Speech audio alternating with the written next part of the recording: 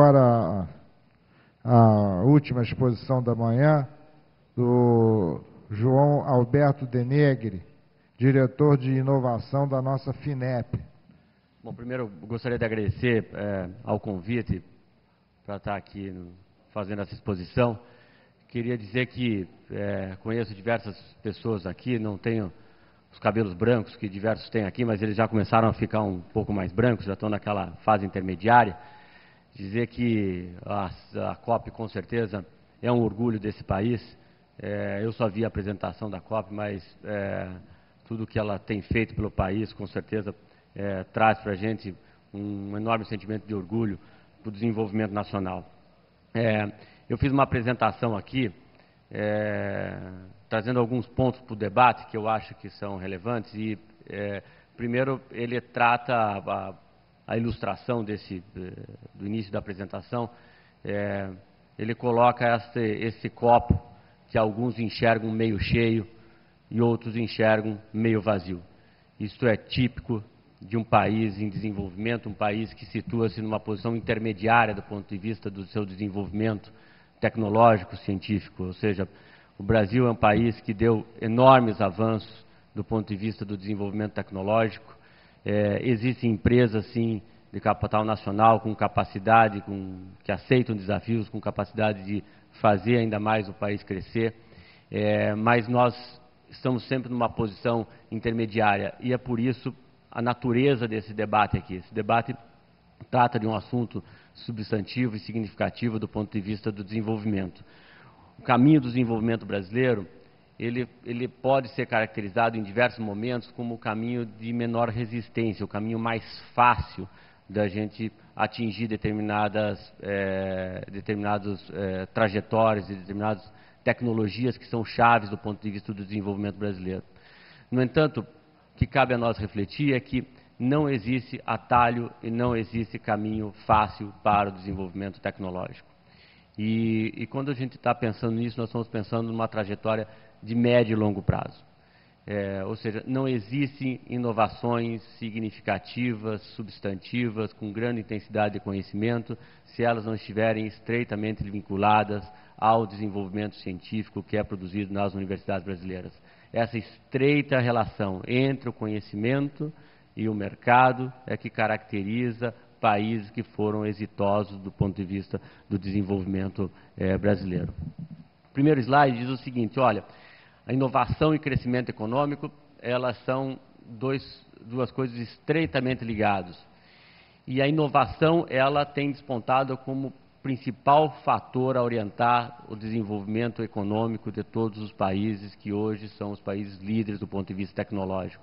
Em países emergentes como o Brasil, o processo de inovação tecnológica, ele é a garantia de futuro. A grande questão é que qual é a posição do Brasil em relação ao mundo e se é possível ousar desenvolver endogenamente tecnologia capaz de sustentar o crescimento econômico brasileiro. Essa é uma questão chave. O Brasil, ele teve trajetórias de desenvolvimentos e repetir essas trajetórias de desenvolvimento pode ser boas por um lado, mas pode não ser suficiente por outros. Ou seja, políticas que envolvam substituições de importações foram relevantes no processo de crescimento brasileiro, mas eles podem ser insuficientes nesse estágio de desenvolvimento, onde que é necessário você ter um processo de desenvolvimento tecnológico endógeno mais acentuado.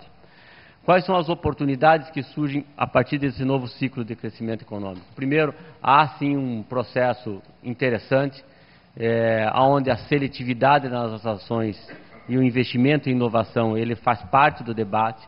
Eu lembro que quando nós começamos a rediscutir políticas industriais em 2003, 2004, a dificuldade que era você discutir inovação tecnológica. Hoje o debate sobre inovação tecnológica ele é muito mais acentuado, tanto no meio empresarial quanto no meio acadêmico. E há uma questão relevante que não há condições de sustentar o ciclo de distribuição de renda se não houver crescimentos acentuados na produtividade. Ou seja, a produtividade ela é chave para que a gente tenha um crescimento, uma aceleração do processo de distribuição de renda que foi feito.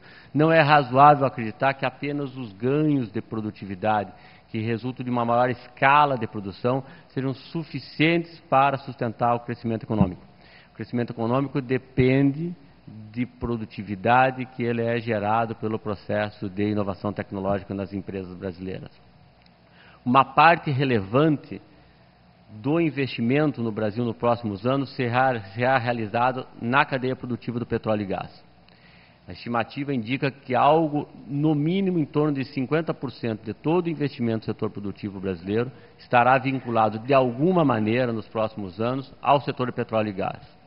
E as políticas que miram exclusivamente em conteúdo local não são suficientes para o desenvolvimento tecnológico, ou seja, não basta apenas você garantir conteúdo local. Você tem que, na verdade, atrair e criar competência e desenvolvimento. O Brasil dispõe hoje de um arcabouço, de um conjunto grande de políticas públicas que pode alavancar esse desenvolvimento tecnológico, mas apenas a política de conteúdo local, ela não é suficiente no caso brasileiro.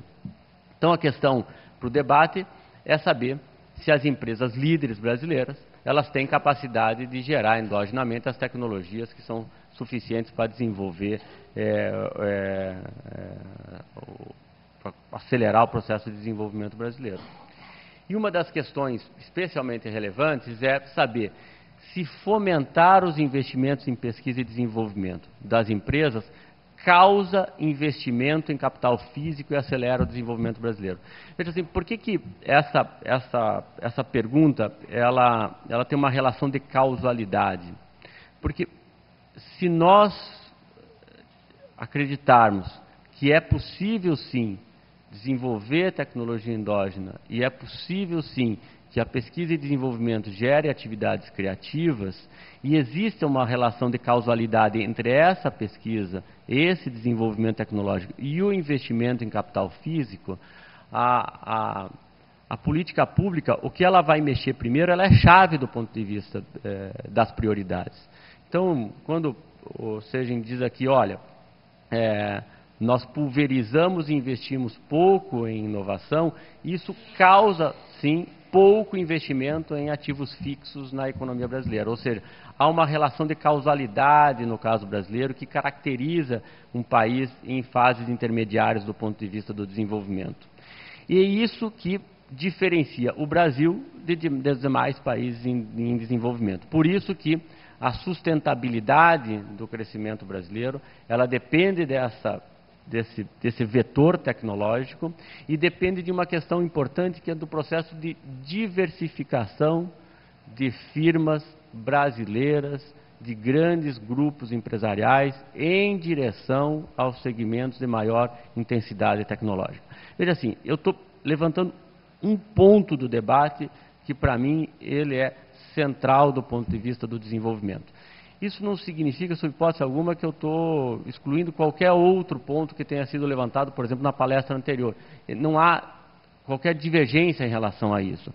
A questão toda é que há necessidade de fazer um processo mais acentuado de diversificação de grupos econômicos de capital nacional. E esta diversificação, ela é possível, ela já está, de certa forma, sendo realizada e ela, ao que tudo indica, não vai ser pontual como ocorreu nos anos 80, nos anos 90. Ou seja, há um processo de diversificação mais consistente. A compreensão deste fenômeno recente, ele é central no debate sobre as nossas potencialidades e sobre o papel da ciência e tecnologia no Brasil. O que é esse núcleo tecnológico? O que são as empresas líderes no caso brasileiro? Isso daqui é uma classificação de empresas industriais, não leva em conta o setor de serviços, mas é uma classificação levando em conta a liderança das empresas do ponto de vista tecnológico. São as empresas líderes, as empresas seguidoras, empresas com fragilidades do ponto de vista do seu desenvolvimento tecnológico e as chamadas empresas emergentes.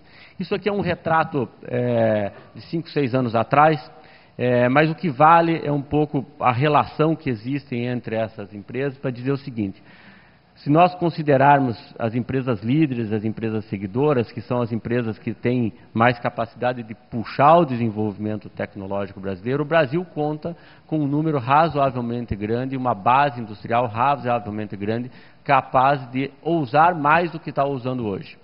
E ela dispõe também de um conjunto de empresas, que são empresas emergentes, empresas que estão nas incubadoras, nos parques tecnológicos, com uma densidade de conhecimento relativamente acentuada, que fazem parte desse processo. Evidente que existem muito mais do que 469 empresas. Aqui são empresas apenas acima de 10 pessoas ocupadas, mas há um conjunto grande de empresas com capacidade de emergir e de se tornar empresas com maior condições de desenvolver endogenamente as suas tecnologias para o Brasil. Aqui eu fiz uma divisão mostrando um pouco empresas que têm P&D contínuo, empresas que têm laboratórios de P&D. Então veja assim, ó, se nós observarmos as empresas líderes e empresas seguidoras, existe alguma coisa em torno de, e as empresas emergentes, existe alguma coisa em torno de 700 a 800 empresas no Brasil que tem laboratórios de P&D. Aqui foi considerado laboratórios de P&D empresas que têm departamentos oficiais de P&D, ou seja, tem na sua estrutura, no seu board lá, tem um departamento de P&D e tem no mínimo um mestre ou um doutor com dedicação exclusiva em P&D. Veja assim, esse tipo de realidade nos coloca numa situação muito diferente do que são as diversas economias em desenvolvimento. Ou seja, não é à toa que um país como o nosso, existem 743 empresas que têm laboratórios de P&D, que têm departamentos de P&D e que têm mestres e doutores ocupados em pesquisa e desenvolvimento. A segunda questão que eu gostaria de levantar aqui é dizer o seguinte, olha, escala. O professor Sergem bem lembrou, eu não sei se é Sergem ou Sergem. O professor Sergem muito bem lembrou, nós precisamos, na verdade, saber que conhecimento exige, evidentemente, escala, e exige economias de aglomeração, ou seja, você precisa estar próximo da onde que se elabora o conhecimento, mas você precisa ter escala de investimento e você não pode ter pulverização dos recursos, que é um problema extremo no Brasil hoje. No Ministério de Ciência e Tecnologia, lá na Petrobras, há uma pulverização excessiva da aplicação dos recursos em diversas instâncias, tanto nas esferas estaduais, municipais, federais, etc. O que eu estou querendo alertar aqui, uma coisa importante é o seguinte, se nós pegarmos as empresas que têm 500 ou mais pessoas ocupadas, em torno de 92% de todo o investimento em pesquisa e desenvolvimento realizado pelas empresas brasileiras é realizado nas empresas que têm 500 ou mais pessoas ocupadas. Mais uma vez, volto a repetir que não há problema nem, eu só estou querendo, na verdade, mapear onde que está a grande escala de investimentos em pesquisa e desenvolvimento que são realizados no Brasil. E queria mostrar aqui uma coisa para vocês, é o seguinte, se nós pegarmos aquelas empresas, então, que têm 500 ou mais pessoas ocupadas, e fizermos assim, firmas com P&D e firmas sem P&D, nós vamos observar que das 741 empresas que têm P&D, 264 delas são multinacionais. E das firmas que não têm P&D, nós temos 131. Ou seja, se nós fizermos essa comparação aqui, das 741 com as 264, nós vamos observar que nós temos, sim, empresas de capital nacional, com uma grande capacidade de realizar pesquisa e desenvolvimento, que estão envolvidas em um esforço tecnológico grande e que é um público que precisa ser atendido de uma forma mais eficiente do que o Estado atua hoje, do ponto de vista de incentivar as suas atividades de pesquisa e desenvolvimento. Está dizendo o seguinte, olha, não é razoável o argumento de que o empresário nacional das empresas de capital nacional não queira ou não quer investir em atividades criativas e não queira ou não quer participar dos grandes projetos de desenvolvimento nacional. Eu não acho esse argumento razoável. Não acho esse argumento factível do ponto de vista dos dados. do que os dados nos indicam. Queria alertar para vocês que hoje, no Brasil, cerca de apenas 5% de todo o investimento realizado por essas empresas aqui é realizado com recursos de financiamento público. Não estou falando de subvenção, estou falando crédito. Apenas 5% desse investimento é realizado por meio de crédito subvencionado. O resto dos 95% é realizado com dinheiro próprio. Isso são os dados da Pintec, estão lá caracterizados os dados da Pintec. Ou seja, não é razoável dizer que não exista uma vontade de assumir risco do empresariado brasileiro. Há sim isso. Lembro a vocês, inclusive, o seguinte: a taxa mais barata de financiamento à inovação tecnológica no Brasil é operada pelo BNDES e pela FINEP, que é na linha de inovação tecnológica. A melhor condição é uma taxa de juros de 4% ao ano, 3 anos de carência e 10 para pagar. Acho uma taxa boa, excelente. Mas eu gostaria de dizer para vocês que, se cada um de vocês quiser comprar um caminhãozinho no Moder Frota, você vai pagar 5,5% de juros, com a mesma carência e mesmos 10 anos para pagar. Para comprar o caminhão, que o risco tecnológico é zero, não há prazo de maturação, não tem desenvolvimento de produto ou de processo. Eu não sou contra o Moder Frota, acho um baita de um programa. O que eu acho é que as condições de financiamento à inovação deveriam ser muito melhores do que são colocadas. Alerto a vocês que, para capital de giro, se algum de vocês forem na Caixa Econômica, vocês tomam um empréstimo a 0,74% de juros ao mês. Dá quanto isso por ano? Dá sei lá, 9, 10, mas enfim, estou alertando de que as condições colocadas para o desenvolvimento tecnológico, elas podem ser boas, mas poderiam ser melhores.